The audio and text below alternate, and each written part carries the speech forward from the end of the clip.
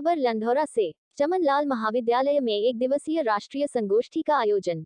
लंढौरा एक राष्ट्र एक चुनाव को लेकर एक चुनौतियां विश्व पर एक उद्घाटन सत्र का आयोजन चमनलाल महाविद्यालय के सेमिनार हॉल में प्रारंभ हुआ, जिसका शुभारंभ महाविद्यालय समिति के अध्यक्ष राम कुमार शर्मा व कोषाध्यक्ष अतुल हरित सचिव अरुण हरित ने सरस्वती प्रतिमा पर पुष्प अर्पित कर दीप प्रज्वलित के साथ किया गया। कार्यक्रम का आयोजन डॉक्टर धर्मेंद्र कुमार ने किया व श्री गणेश जोशी जी के जीवन परिचय पर भी रोशनी डाली। पतंजलि योगपीठ के आचार्य बालकृष्ण का शुभारंभ संदेश भी पढ़ा गया। कार्यक्रम के मुख्य अतिथि रहे कृषि एवं सैनिक कल्याण एवं ग्रामीण विकास मंत्री श्री गणेश जोशी जी ने अपने भाषण में श्री नरेंद्र मोदी जी की प्रोग्रेस के बारे में बताते हुए कहा कि यूक्रेन में फंसे बच्चों को सकुशल निकाला गया, वह 370 धारा को हटाया गया, घर घर 15 अगस्त को तिरंगा लहराया गया। प्रोफेसर प्रकाश प्रशांत का स्वागत किया गया और कहा गया इस कार्यक्रम से प्रेरणा मिलेगी। गणेश जोशी जी ने बताया कि एक देश में एक ही चुनाव होना चाहिए, क्योंकि बार बार चुनाव होने से धन की भी हानि होती है और समय की भी। स्कूली अध्यापकों की ड्यूटी लगने से परेशानी का सामना करना पड़ता है, इसीलिए एक देश एक चुनाव होना अनिवार्य है, यही मोदी जी का सपना है। इस अवसर पर शोभाराम प्रजापति, डॉक्टर डीपी चौधरी, श्री देव सुमन ऋषिकेश व अवनीत, पूर्व प्राचार्य SM जैन कॉलेज हरिद्वार महाविद्यालय के समस्त शिक्षक व कर्मचारी गण उपस्थित रहे व समाज सेविका तलत परवीन व BDC जुल्फाम आदि उपस्थित रहे।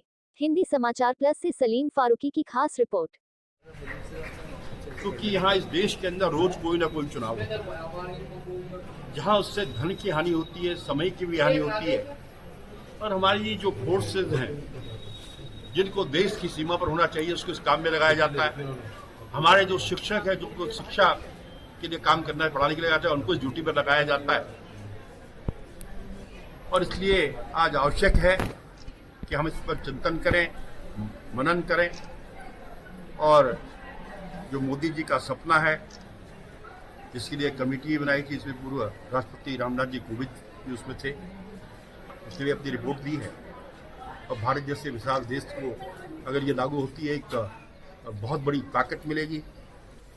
और जो पैसा इसमें खर्च होता है वो देश के विकास में लगेगा। अभी मैं देख रहा था, बताया जा रहा है कि चुनाव के अंदर 56 लाख करोड़ से अधिक हम लोग इस पर खर्च करते हैं, वो पैसा देश के विकास में। मंत्री जी जो राहत कार्य में है, उनको बधाई देता हूँ कि कल फूड पाइप हम तक पहुँच गया है। जीवन की एक नई आस जगी है।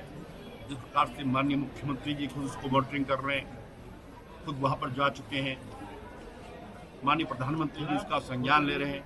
हमें पूरा भरोसा है कि जो नया प्लान बनाया है, 2 या 3 के अंदर हमारे ये भाई जो उत्तराखंड के विकास के लिए वहाँ पर डटे थे, सुरक्षित लौटेंगे, हमें कोई जनहानि नहीं होगी। ऐसी में बाबा केदार मंगलवार विद्यालय में आज का जो हमारा कार्यक्रम था, ये वन नेशन वन इलेक्शन, जैसा जो हमारी आने वाली पीढ़ी है उसको पहले इसके बारे में जानकारी दी जाए पूरी, और फिर उनके सुझाव लिए जाएं। उसके बाद जो भी इस सेमिनार से निकलेगा, मैं समझता हूँ कि राष्ट्र के लिए अच्छा होगा और कुछ ना कुछ इसमें ऐसा निर्णय निकलेगा जिससे राष्ट्र को भी, छात्रों को भी, आने वाली पीढ़ी को भी इसका लाभ होगा। छात्र छात्राओं के संबंध में क्या कहा?